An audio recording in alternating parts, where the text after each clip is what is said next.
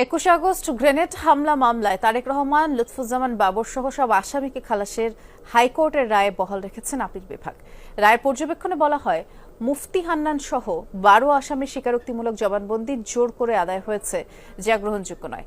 পরে আসামি পক্ষের আইনজীবীরা বলেছেন, ন্যায় বিচারকে গুরুত্ব না দিয়ে এই মামলাকে রাজনৈতিক হাতিয়ার হিসেবে ব্যবহার করেছে আওয়ামী লীগ।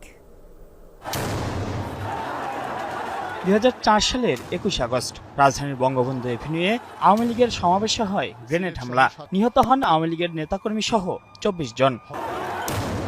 ওই ঘটনায় হরকাতুল জিহাদ নেতা মুফতি হান্নানের স্বীকারোক্তির ভিত্তিতে অভিযুক্ত হন 28 জন। আর তত্ত্বাবধায়ক সরকারের আমলে শুরু হয় বিচার। তবে 2009 সালে ক্ষমতায় এসে আওয়ামী লীগ নতুনভাবে তদন্ত শুরু করে। টানা 410 দিন টিএফআই সেলে নিয়ে পুনরায় স্বীকারোক্তি আদায় করা হয় মুফতি হান্নানের। সম্পূরক চার্জশিটে যুক্ত করা হয় তারেক রহমান, লুৎফুজ্জামান বাবর সহ আরো অনেককে। আলোচিত এই মামলায় 2018 সালে বিচারিক আদালত ফাঁসির দণ্ড দেন বাবর সহ 19 জনকে। যাবজ্জীবন হয় তারেক রহমান সহ আরো 19 জনের।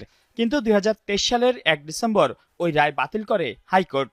রায় বলা হয়, সম্পূর্ণ চার্জশিট এবং বিচারের পুরো প্রক্রিয়াই ছিল বেআইনি।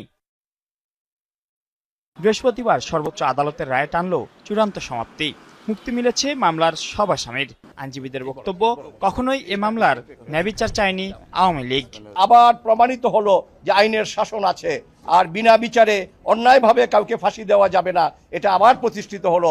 যদি শেখ হাসিনা প্রকৃত অপরাধীদের বিচার চাইতেন, আইবি রহমানের বিচার চাইতেন, তাহলে হয়তো রাজনৈতিক জিঘাংসার বশবর্তী হয়ে জনাব তারেক রহমান সাহেবকে এই মামলায় অন্তর্ভুক্ত করতেন না।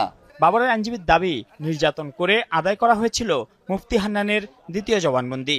এছাড়া 11 আসামির স্বীকারোক্তি স্বপ্রণোদিত ছিল না। আদালত বলেছেন, আর একটা অবজারভেশন ছিল হাইকোর্টের, যে মিনিস্ট্রি অফ হোমকে ডাইরেকশন দিয়েছিলেন যেন এটা প্রপারলি ইনভেস্টিগেট করা হয়।